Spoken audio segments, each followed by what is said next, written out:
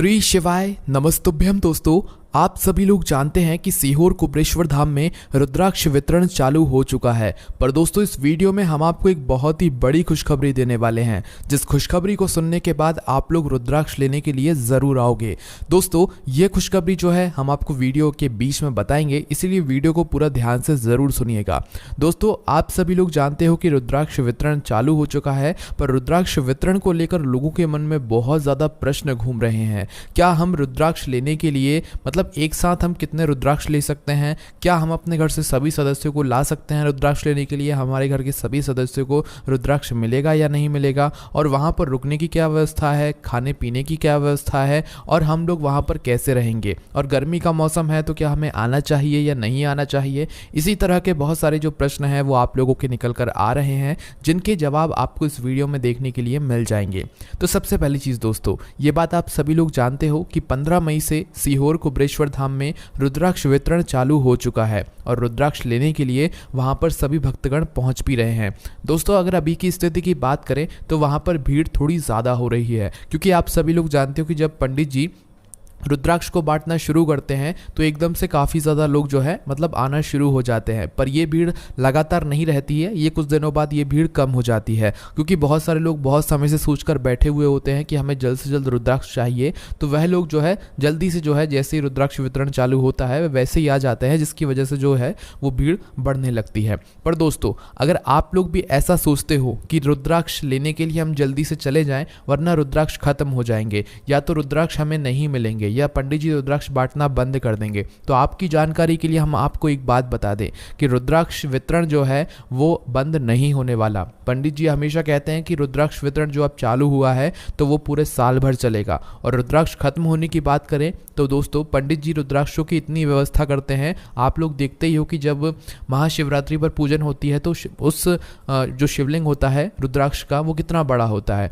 तो ये रुद्राक्ष इतने रुद्राक्ष होते हैं कि ये कभी खत्म ही नहीं होते और भगवान शिव जी का आशीर्वाद कभी खत्म होने लायक होता ही नहीं है। तो इसलिए ये टेंशन तो आप लोगों को लेने की ज़रूरत ही नहीं है कि रुद्राक्ष खत्म हो जाएंगे या तो रुद्राक्ष जो वितरण चल रहा है वो बंद हो जाएगा। ऐसा कुछ भी नहीं होने वाला है। पूरे साल भर बहुत आराम से रुद्राक्ष वितरण चलने वाला है। इसीलिए जो भी लोग ऐसा सोच कर आ रहे हैं कि नहीं यार हमें जल्दी से रुद्राक्ष लेने के लिए जाना है और रुद्राक्ष बतना बंद हो जाएंगे, और वो भी इतनी गर्मी में, क्योंकि बहुत सारे लोग इसी वजह से आ रहे हैं कि जल्दी से जल्दी हम रुद्राक्ष ले लें, भले ही गर्मी हो चाहे ठंड हो चाहे कुछ हो। तो हम आपको बता दें ऐसा कुछ भी नहीं है, आप आराम से भी आएंगे तो भी आपको रुद्राक्ष ज़रूर मिलेगा। अभी इस समय थोड़ा भीड़ ज़्यादा हो रही है, बाकी ये भीड़ धीरे धीरे कम हो जाएगी। और इस समय दोस्तों गर्मी भी बहुत चल रही है, आप सभी लोग ये बात भी जानते हो कि अभी गर्मियाँ भी बहुत चल रही हैं। और वहाँ की अगर व्यवस्था की बात करें तो आप ऐसा मानकर चलो, देखो वहाँ तो व्यवस्था जितनी होनी थी वो उससे ज़्यादा ही वहाँ पर की जा रही है, पर जो भक्तगण वहाँ पर पहुँचते हैं वो बहुत ज़्यादा मात्रा में पहुँचते हैं, जिसकी वजह से वहाँ पर गर्मी तो लगती ही लगती है। इससे तो आप इनकार कर ही नहीं सकते हो।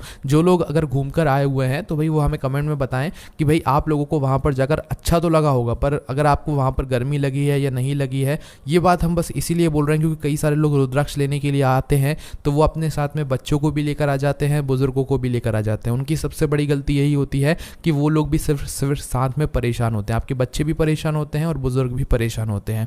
तो रुद्राक्ष वितरण इसीलिए नहीं चलाया गया है कि इससे आपको दुख हो, ये आपके सुख के लिए, भगवान शिव जी का आशीर्वाद आपको दिलाने के लिए शुरू किया गया है। इसलिए दोस्तों, आप रुद्राक्ष लेने के लिए आराम से आएँ, बिल्कुल कोई जल्दबाजी ना करें। अभी वैसे भी गर्मी का समय चल रहा है, तो इस गर्मी के मौसम में तो आप रुद्राक्ष लेने आए ही ना, आपका मन है तो आप बिल्कुल आएँ। बस बच्चों और बुजुर्गों का थोड़ा ध्यान रखिए, क्योंकि ये गर्मी बहुत ज़्यादा होती है। इसमें अगर आप बीमार पड़ गए तो फिर दिक्कत वाली बात होगी। हालांकि वहाँ पर पंखे वगैरह की व्यवस्था है, पर इतनी गर्मी में ना पंखे काम करते हैं ना कूलर काम करते हैं, और इतनी ज़्यादा मात्रा में जब लोग होते हैं तो भाई काम तो नहीं करते हैं ना।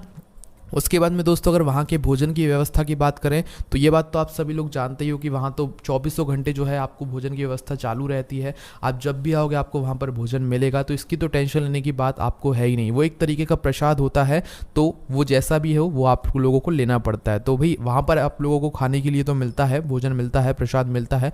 बाकी आप अपना अलग से भोजन की थाली वगैरह लेना चाहो तो बाहर बहुत सारी दुकानें लगी हुई हैं कुबरेश्वर धाम के बाहर, वो सारी आप लोग उनसे खरीद कर अपनी थाली को खा सकते सकते हो, खाना खा सकते हो, कोई भी दिक्कत वाली बात नहीं है। बस ध्यान रखना गर्मी का मौसम है तो थोड़ा बाहर का खाओगे तो देख परख के खाना, क्योंकि कौन कैसे बना रहा है वो आपको नहीं पता है, इसलिए आप थोड़ा देख परख कर खाना, क्योंकि आप इतने दूर आ रहे हो रुद्राक्ष लेने के लिए तो अपने सुख के लिए आ रहे हो, यहाँ से आप बीमार होकर मत जाना, ठीक है। ये वो बातें हैं दोस्तों जिस पर कोई ध्यान नहीं देता है, पर हम आपको ये बातें बता रहे हैं जिसकी आप लोगों के लिए बहुत ज़्यादा ज़रूरी है।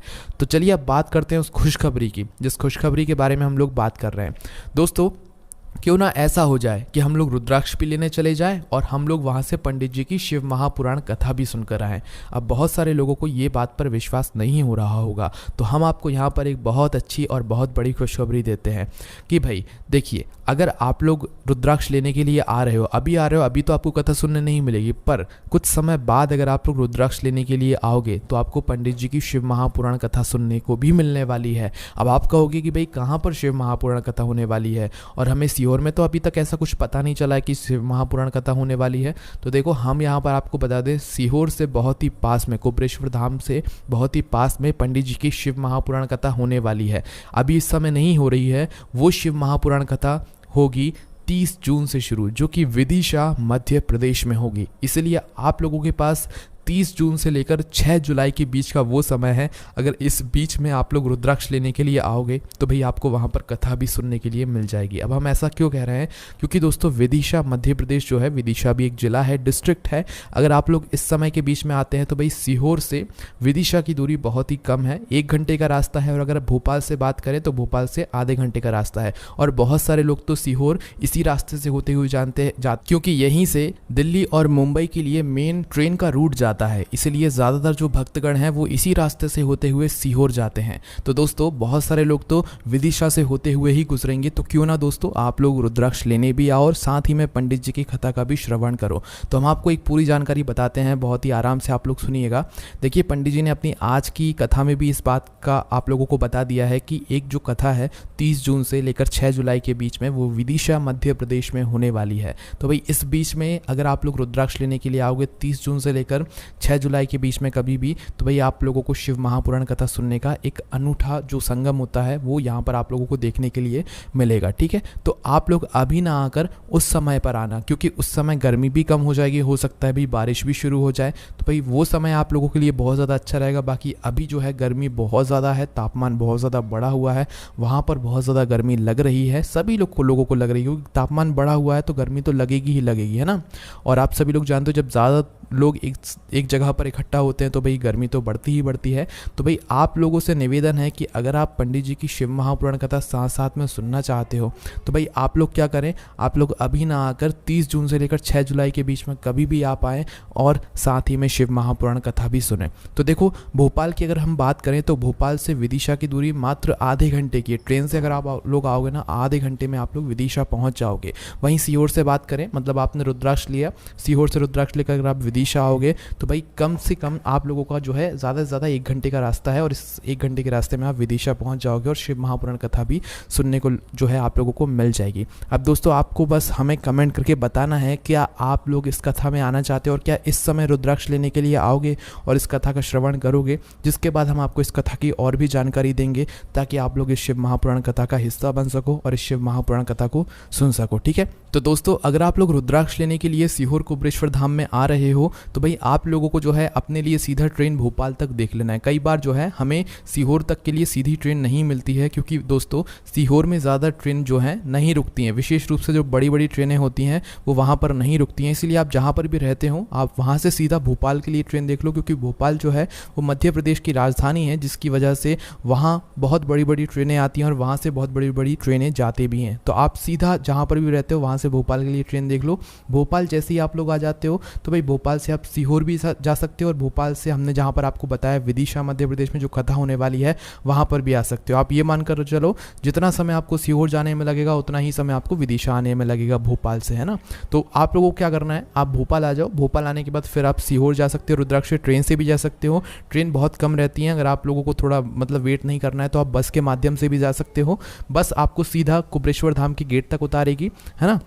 वहीं अगर आप लोग ट्रेन से जाते हो तो ट्रेन जो है आप लोगों को स्टेशन पर उतारेगी, वहाँ से फिर आप लोगों को ऑटो बुक करना पड़ेगा। 1 रुपये का मतलब एक जने का जो है वो वहाँ पर 30 रुपये लेते हैं। तो भैया आप उस 30 रुपये के हिसाब से जितने भी लोग हैं वो सभी लोग जा सकते हैं, और वो ऑटो वाला सीधा आप लोगों को जो है वहाँ पर उतार देगा जहाँ पर कुबरेश्वर धाम होता है। ठीक है, कुबरेश्वर धाम के अंदर तक वो ऑटो आपको लेकर जाएगा, है ना। तो इसी तरीके से दोस्तों आप सीहोर कुबरेश्वर धाम में पहुँच सकते हैं। और रुद्राक्ष की अगर हम लोग बात करें तो दोस्तों एक व्यक्ति को एक ही रुद्राक्ष दिया जाएगा। बहुत सारे लोग सोचते हैं कि भाई हम तो 2-3 रुद्राक्ष लेकर आएंगे, तो भाई वो कार्यकर्ता के ऊपर है कि भाई वो अगर आपको देना चाहे तो भाई दे सकता है। वैसे एक व्यक्ति को एक ही रुद्राक्ष जो है अभी यहाँ पर मिल रहा है, बाकी आप लोग पूछ कर देख सकते हो। अगर आपको मिल जाता है तो बहुत अच्छी बात है। और रुद्राक्ष बंटने का भी एक समय है दोस्तों, इसी समय के बीच में अगर आप लोग रुद्राक्ष लेने के लिए आओगे तो ही आपको रुद्राक्ष मिलेंगे, भले ही आप कितने ही दूर से आए हुए हो, क्योंकि कार्यकर्ता भी दिन भर लगे होते हैं रुद्राक्ष बांटने में, तो वो लोग भी थक जाते हैं, जिसकी वजह से जो है इसी टाइम के बीच में आप लोगों को आना पड़ेगा। तो रुद्राक्ष वितरण जो है वो प्रतिदिन सुबह 10 बजे से शुरू होता है और शाम 5 बजे तक चलता है। इस बीच में आप कभी भी रुद्राक्ष लेने आओगे आपको मिल जाएगा।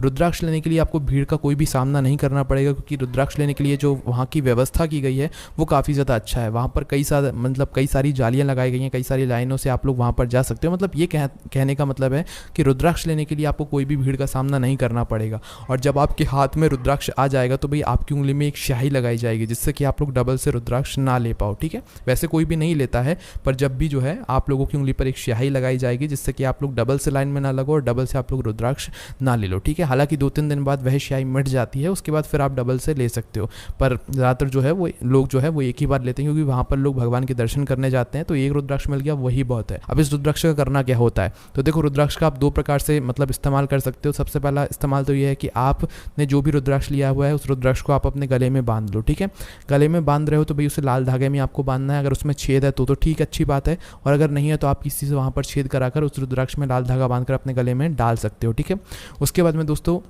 ये आपको तब करना है जब आपके घर में अच्छे खासे रुद्राक्ष हैं, मतलब सभी लोगों के लिए रुद्राक्ष हैं। पर अगर आपके घर में रुद्राक्ष नहीं है, पहला ही, दूसरा ही, तीसरा ही रुद्राक्ष है, तो भाई आप लोग क्या कर सकते हो कि उस रुद्राक्ष का पानी आप लोग प्रतिदिन पी सकते हो, उससे भी आपको बहुत फल मिलता है। प्रतिदिन रात्रि में आप लोग एक कटोरी जल में आपने उस रुद्राक्ष को जो है डाल दीजिए, और डालने के बाद जो है पूरी रात भर उस कटोरी के जल को मतलब उस रुद्राक्ष के अंदर मतलब उस जल के अंदर रुद्राक्ष को डले रहने दीजिए, और सुबह सुबह उठिए, उस रुद्राक्ष को बाहर निकालिए और उस जल का आचमन अपने घर के सभी परिवार सदस्यजनों को करा दीजिए। भले एक एक बूंद की भी अगर उस जल की आप लोग पी रहे हो तो आपको वो बहुत फलदायी होगा। ठीक है, बस ध्यान रखना इस जल को थोड़ा ढककर रखना, खुलकर मत रखना रात भर के लिए, क्योंकि बहुत सारे मतलब कीड़े मकोड़े होते हैं जो कि आ जाते हैं, तो इसलिए आप लोग उस जल को ढक कर रखिएगा और इस जल का आचमन कीजिएगा। तो इस तरीके से आप रुद्राक्ष का भी जो है यहाँ पर फ़ायदा उठा सकते हो। बाकी दोस्तों इसके अलावा जो भी आपके प्रश्न हैं, जो भी आप पूछना चाहते हो रुद्राक्ष वितरण से जुड़े हुआ प्रश्न, या जो हमने आपको कथा की एक जगह बताई है, अगर आप लोग उस समय के बीच में मतलब रुद्राक्ष लेने के लिए आओगे तो आपको कथा भी सुनने के लिए मिलेगी। आप 7 दिन भी रुकोगे तो भी कोई दिक्कत वाली बात नहीं है। यहाँ पर आपको सारी व्यवस्थाएं मिलने वाली हैं, सीहोर में भी मिलेंगी, और जो विदिशा मध्य प्रदेश में कथा हो रही है यहाँ पर भी आपको मिलेगी सारी सुविधाएं। बाकी आपके मन में है, अगर आप आना चाहें तो बिल्कुल आ सकते हैं, बस हमें एक बार कमेंट करके ज़रूर बताइएगा, ताकि हम आपको और भी जानकारी दे सकें इस कथा तक पहुँचने के लिए। आपको कैसे आना है, कहाँ से आना है, कौन सी ट्रेन से आना है, सारी जानकारी हम आपको दे देंगे। बाकी दोस्तों कोई भी समस्या आती है हमसे कमेंट करके पूछ सकते हो। ओम नमः शिवाय, जय बोले बाबा श्री शिवाय, नमस्तुभ्यम।